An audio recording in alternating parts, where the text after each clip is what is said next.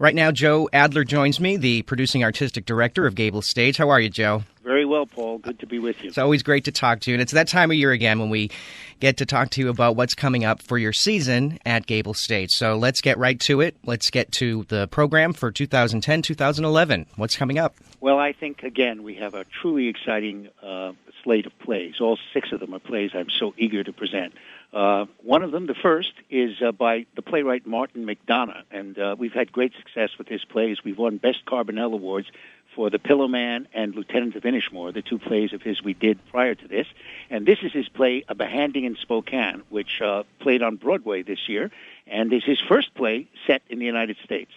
And it's going to be terrific. And anyone who saw those 2 plays, Pillowman and Lieutenant of Inishmore, knows what exciting plays Martin McDonough writes. And congratulations on the awards as well. Well, thank you. That's opening October 23rd, running through November 21st. That's correct.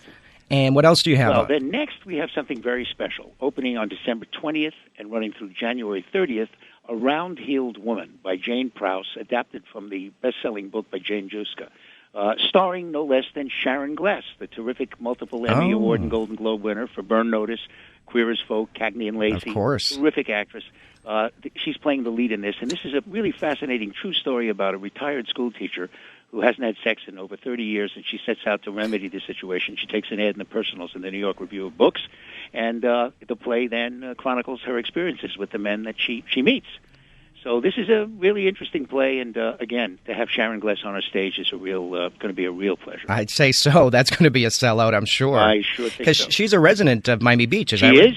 She is. She does live in town, and by the way, Burn Notice, the show she's in, has been picked up again for 2 more seasons, which is terrific. It's one of the most popular shows on television, so that's a good sign all around. Yeah, so that's, again, opening December the 30th through January 30th. That's correct. And it's The Round-Heeled Woman. Round-Heeled Woman. Yeah.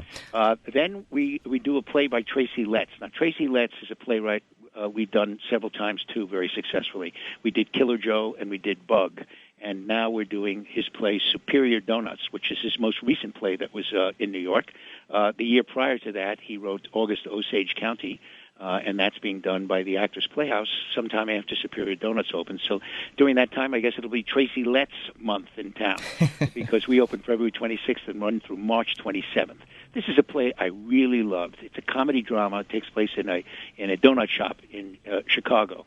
And it has so much to offer because it explores the challenges of looking back, embracing the past, and the redemptive power of friendship. And it's a very moving play, and it's a little bit different than most of the plays that Tracy Letts has written in the past. So I promise this is going to be a play that people are going to really enjoy. And as we go through the season, folks can go to GableStage.org to get detailed information. But let's move through the next show you've got coming. Well, the next one is a play I've been trying to get for a long time. It's by the exciting female playwright. It's by Sarah Rule. She's one of the best. And it's called In the Next Room, or subtitled The Vibrator Play. Now, this play takes place in the 1880s, and it's about how in the 1880s a doctor came up with the idea of using a vibrator for women who suffer from hysteria. And he unknowingly produces a very different result, and you can imagine. So it's a Pulitzer Prize-winning playwright's story about repressed sexuality, and it's both funny and moving, and it has a great deal to say about women in the 19th century, i.e., a lot to say about women in the 20th and the 21st century as well. And there was a movie, I believe, based on the same subject. I don't know. We did a play some time ago. It was a play that I developed with another writer called Smut. This is several years ago. Yeah. And it touched on some of the same areas, but believe me, it's totally different in every way. This is a totally, completely different reading of some of the same ideas and material that we touched on, but as I said, it's totally original. We're talking with Joseph Adler. He's the producing artistic director of GableStage, and we're going through the 2010-2011 season. What's up next, Joe? Next is a play called Masked by the Israeli playwright Ilan Hatzor.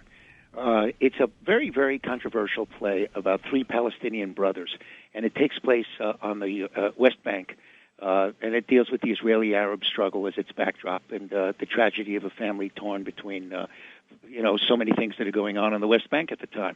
I say controversial because it's a play, anytime you do a play, although it is by an Israeli, dealing with Palestinian characters and with the Israeli-Palestinian conflict, you know that this is a play that's going to provoke a lot of talk and a lot of discussion, and it will make some people less than happy, and some people, well, that's the kind of thing we like to do here, and we're excited about it. I saw this play in New York several seasons ago, and I was very, very moved by it. So I've been looking forward to doing it for some time, and I think our audience will find it very provocative. And you do spend a lot of time going back and forth to New York to see what's coming, what's hot, and that sort of thing. Is that right? I do, and not just New York. I go to Chicago, San Francisco, Washington.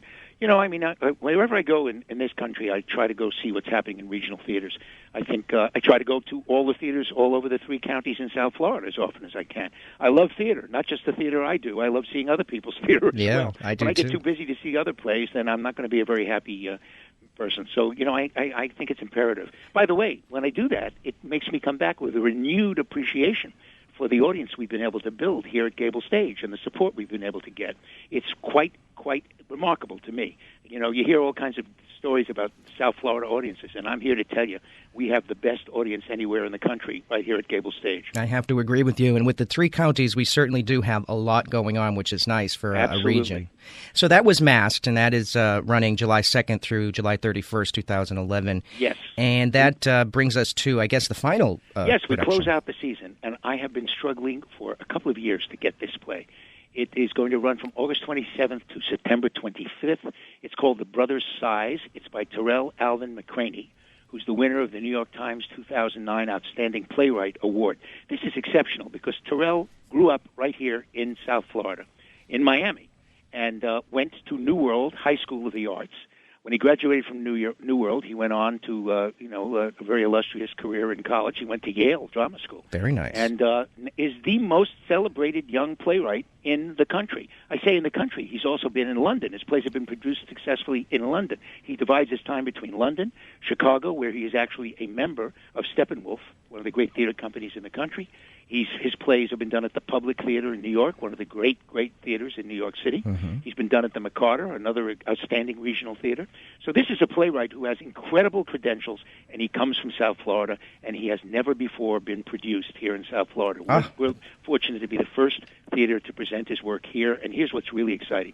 He's going to direct it as well for the first time. Wow, that is really that's great. That's something we've been struggling to make happen for a long time, and there are a lot of people who knew Terrell and a lot of people who will get to know Terrell as a result of this. And believe me, this is a writer with a illustrious career ahead of him, and it's going to be a pleasure to see this production mounted here by him. And that's called The Brothers' Size. Tell us a little bit. It's part of a trilogy, and we're just presenting this one. But who knows? Down the road, we'll probably get to the other 2 as well.